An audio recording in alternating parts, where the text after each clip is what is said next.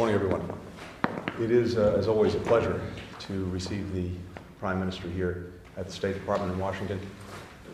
Qatar has been an exceptional partner for the United States, and today we'll be having our strategic dialogue, going through the many issues that we're working on together, both on a bilateral basis, a regional basis, and a global basis. And Qatar has been critical in the last few years in helping to get Americans who are being arbitrarily detained back home to their families in a whole variety of places. It, of course, has been critical in helping to relocate so many of our Afghan partners who stood with us for 20 years in Afghanistan, and now we're trying to do right by them. And our own strategic relationship has only grown stronger over the last few years. We'll be talking about that. But of course, most immediate and most urgent on our minds and in our focus is the situation in Gaza. And here, we have an opportunity for an immediate ceasefire that can bring hostages home, that can dramatically increase the amount of humanitarian assistance getting into Palestinians who so desperately need it, and can also set the conditions for an enduring resolution. And it is on Hamas to make decisions about whether it is prepared to engage in that ceasefire. But throughout, including the original ceasefire that we were able to achieve last year that brought hostages home and created a week's quiet, humanitarian assistance doubling during that time, Qatar played, along with Egypt, the critical role in getting us to that point, and it continues to do so now, and I'm grateful for that on behalf of the United States.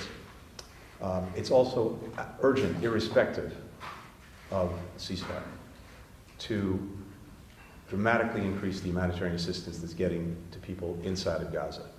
The situation for children, for women, for men who are caught in this crossfire Hamas is making inside of Gaza is unacceptable and unsustainable.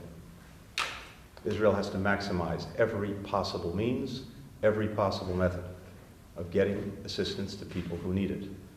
The United States will continue to strongly support those efforts, along with many other countries around the world. But it requires more crossings, it requires more aid getting in, and once that aid is in, it requires making sure it can get to the people who need it. So we will continue to press that every single day because the situation as it stands is simply unacceptable. We have a lot to talk about, but again, I just want to emphasize that for the United States, Qatar has been an exceptional partner. We're grateful for that partnership and for the vital work that we're doing together every single day. My friend. Well, thank you very much, Mr. Secretary, for hosting me today in the 6th round of our strategic dialogue. We've seen year after year the evolution in this relationship and how it solidified our partnership, and Qatar always consider U.S. as our strongest ally and partner and friend. Thank you very much for all the work that you put and invested in this relationship, and also as you mentioned, our relationship is ranging between in a lot of fronts, whether it's on the regional security, on defense, on economic ties, and of course beyond that in all sectors. I'm glad that our strategic dialogue this year will have also another added topics about emerging technologies, about strategic policy planning, which is, in today's world, it's key to make sure that our policies are aligned strategically and serving the greater good for our countries and for the international peace and security. As you highlighted, Mr. Secretary, that the situation that we are going through in the region right now, it's unprecedented with the turmoil happening everywhere, starting from the war in Gaza or the Red Sea, Syria, Iraq, and we've seen that just growing, and it's becoming very, very concerning for all of us. We thank you for all your support and partnership throughout the process of the negotiations, of bringing the hostages back and reaching a ceasefire and alleviating the humanitarian situation in Gaza.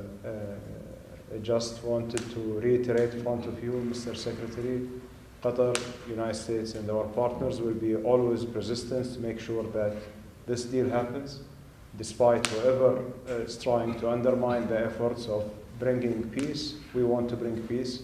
We want to see an end of the humanitarian suffering. We want to see the hostages back with their families. And hopefully today will present us an opportunity to discuss further in details about the development on that front and on the bigger picture.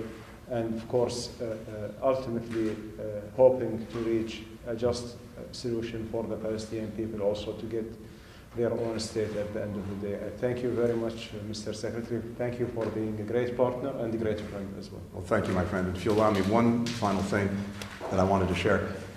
We've also seen, again, virtually every single day, attacks by the Houthis on shipping in the Red Sea.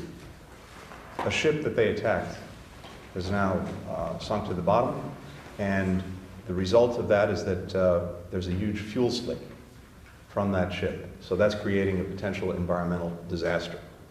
At the same time, we've seen the Houthis attack ships that are bringing food, grains, to the people of Yemen, the very people that the Houthis purport to, in some fashion, represent. And of course, it's had a dramatic impact on shipping around the world. That's going to have an impact for a lot of people in higher food prices, energy prices. But in Yemen itself, in the region itself, environmental disaster and a huge impact on the ability to get food to people who so desperately need it in Yemen. So if the Houthis care at all about their own standing, their own reputation, the way in which they're seen by the world, they will stop these attacks and stop the terrible damage that it's doing to people in the region, people in Yemen, people around the world. Thank you.